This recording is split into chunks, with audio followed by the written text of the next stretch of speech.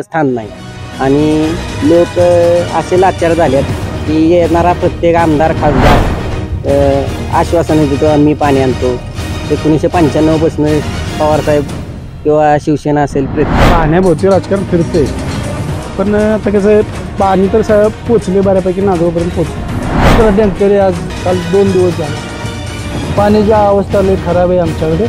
अजूनपर्यंत पाणी कोणीच आणलं नाही. तर नेतृत्वानं आपण 0.52 TMC पाणी मंजूर करून आणलं आणि इथून पुढच्या काळामध्ये आणखीन पाणी वाढवून करत नाही. त्याला गोड बोलतात हा आला दिवस सारखाच आम्हाला.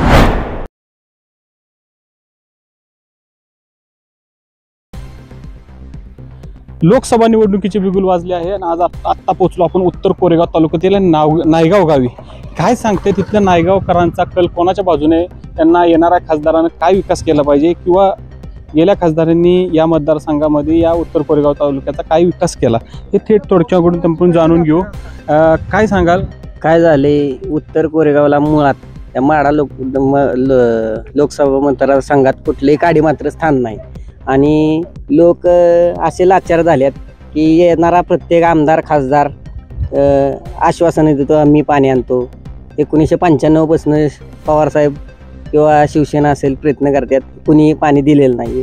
त्यामुळं उत्तर कोरेगावनं स्वतःची जागा बघून मतदान करावं.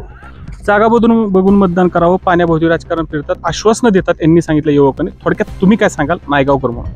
शरद पवारांनी या माडा मतदारसंघाचं नेतृत्व केलं 2009 ते 2014 साली. त्यांना पण नुसतंच आश्वासन दिलं, नांदोळ त्यांच्या मूळ गावी जाऊन नारळ फोडला, पण आम्हाला पाणी काय आलेलं नाही. 2019 साली रणजितदादा खासदार झाले, त्यांना आमच्यासाठी 0.52 TMC पाणी वाढवून आणलं.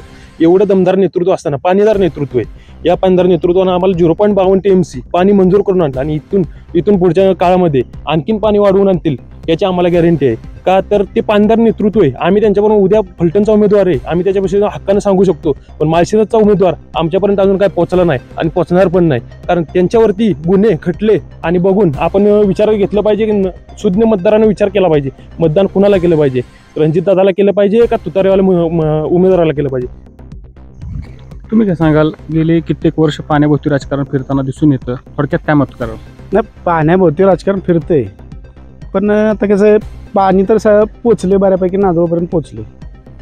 आता फक्त राहिला प्रश्न 2 गावचा. त्याचाच फक्त प्रयत्न बाकीच्या पोटांना केलं तर फायदा होईल आमच्या 2 गावचा. राजकारण फिरते पाणी. बाबा तुम्ही ज्येष्ठ आहे, कितीतरी पावसाळ्याखाली राजकारण जवळून बघितलंय. इथं लोकप्रतिनिधी उत्तर कोरेगाव तालुक्याला गृहीत धरतात का आणि पाण्याभोवती राजकारण फिरताना दिसतंय असं वाटतं का तुम्हाला? पाणी आता आम्हाला सध्या यांनी चालू केले फलटणवाल्यांनी. 3रा टँकर आहे आज काल 2 दिवस झाला. पाण्याची अवस्था लई खराब आहे आमच्याकडे. अजूनपर्यंत पाणी कोणीच आणलं नाही. शरद पवार असू द्या नाही तर कुणी असू द्या. शरद पवार असू द्या किंवा कोणी असू द्या यांनी सांगितलं. थोडक्यात तुम्ही काय सांगाल, राजकारण उत्तर कोरेगाव तालुक्याचं पाण्याभोवती फिरतं, निवडणुका आल्या की मोठ्या प्रमाणात लोकप्रतिनिधी येतात, आश्वासनं देऊन जातात, थोडक्यात काय मत तुम्ही करा?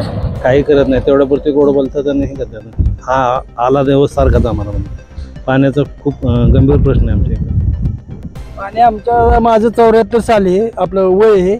अजूनपर्यंत पाणी कुणी आणलं नाही. आत्ताशे टँकर 3 चालू झाले, 2 विहिरीत पडतात, ते बी आता पाणी साठल्यामुळं इकडे फिरायला लागले.